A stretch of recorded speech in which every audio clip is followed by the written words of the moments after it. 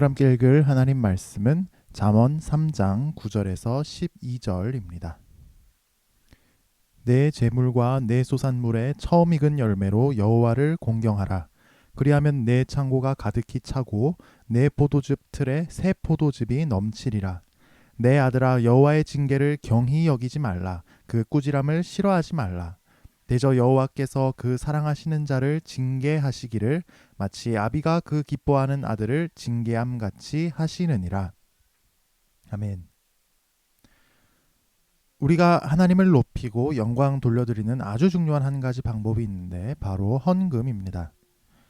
9절은 우리가 돈을 번 것이나 직접 농사 지은 것의 처음 익은 열매를 하나님께 드릴 때 그것을 통해 우리가 하나님을 공경하게 된다고 말씀합니다. 오늘날은 이것을 헌금으로 11조로 하죠.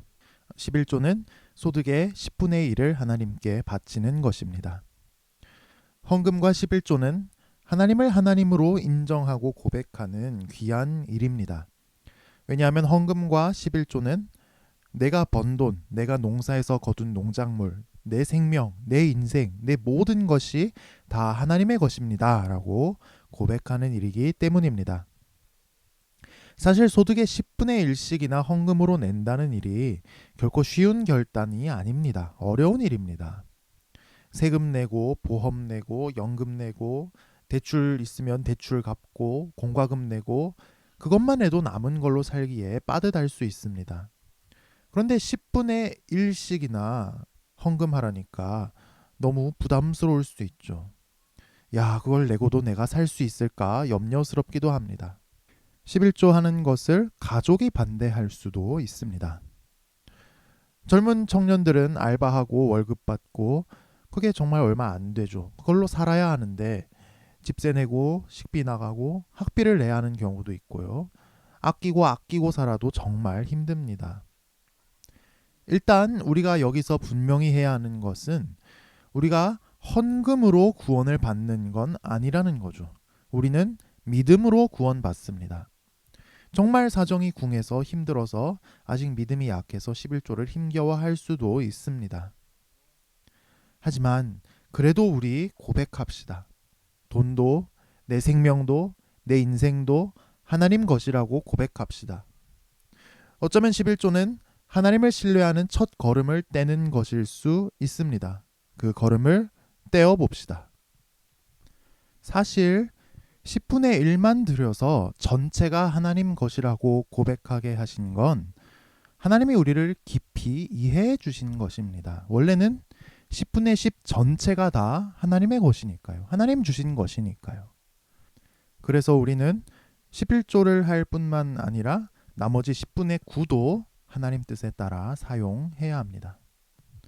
우리가 말씀에 나오는 대로 합시다. 10분의 1을 바쳐서 첫 열매를 바쳐서 하나님을 경외합시다. 그럴 때 하나님은 우리 삶을 책임져 주십니다.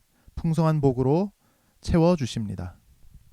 그런데 우리가 돈을 믿고 사는 게 아니라 하나님을 믿고 살려고 할 때 걱정이 하나 생깁니다. 하나님이 책임져 주신다고 했는데 딱 굶어 죽지 않을 정도로만 주시면 어떻게 하지? 그런데 10절에 보면 창고가 곡식으로 가득 찰 뿐만 아니라 포도즙 틀에 새 포도즙이 넘쳐날 것이라고 말씀하죠.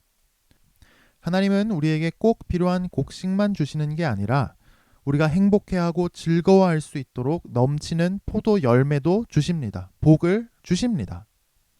말씀에 새 포도즙이 넘쳐난다라고 하잖아요. 포도즙 틀이 감당이 안 될 정도로 퍼부어 주십니다. 헌금으로 11조로 우리의 소중한 것을 하나님께 예물로 드릴 때, 그리고 우리가 가진 모든 것과 우리의 삶과 인생이 다 하나님의 것임을 고백할 때 우리 삶을 책임지시며 넘치도록 복 내려주시는 하나님의 손길이 우리와 늘 함께하기를 주님의 이름으로 축복합니다. 그런데 11절, 12절은 그 내용이 좀 갑작스럽습니다. 10절까지는 우리가 하나님 말씀을 따라 살 때 이런저런 복을 주신다고 말씀을 했는데 11절, 12절에서는 갑자기 징계, 꾸지람 이야기를 합니다.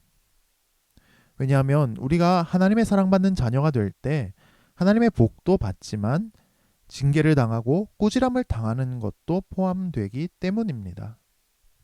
하나님은 말씀으로 우리를 아프게 하실 때도 있고 인생살이로 우리를 아프게 하실 때도 있습니다. 혼나는 걸 좋아하는 사람이 누가 있겠습니까? 혼나는 자리가 있으면 어떻게든지 빠져나가려고 하지 않습니까? 우리는 선생님이든 부모님이든 혼나면 도끼 눈을 하고 잘못을 절대로 인정하지 않으려고 하고 영원히 그 사람을 미워하려고 합니다. 그런데 하나님이 우리를 혼내기도 하시는 건 정말 우리를 사랑하셔서 그런 겁니다. 아기가 위험한 서랍에 손이 낄지도 모르는데 서랍을 넣었다 뺐다 합니다. 그러면 얼른 거기서 피하게 하고 그러지 못하도록 경계를 해야죠. 만약 그렇지 않는다면 그건 부모도 아니죠. 아기가 냉장고 문을 열겠다고 냉장고 손잡이를 붙잡고 절대로 안 놓으면서 생 고집을 피는데 음식이 쏟아지든지 말든지 문이 열리든지 말든지 네가 알아서 해라 하고 그냥 보고만 있으면 그건 부모가 아니죠. 경계를 해야 하고 못하게 해야 합니다. 그게 꼭 화를 내고 무섭게 하고 체벌을 하고 그러지 않더라도 말입니다. 12절은 하나님이 사랑하시는 자를 징계한다라고 분명히 말씀합니다.